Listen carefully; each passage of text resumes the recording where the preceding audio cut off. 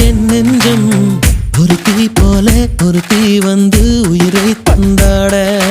ஞாபகம் உன் ஞாபகம் அது முடியாத முதலாகும் பூமுகம் உன் பூமுகம் அது முடியாத முதல் பாகம்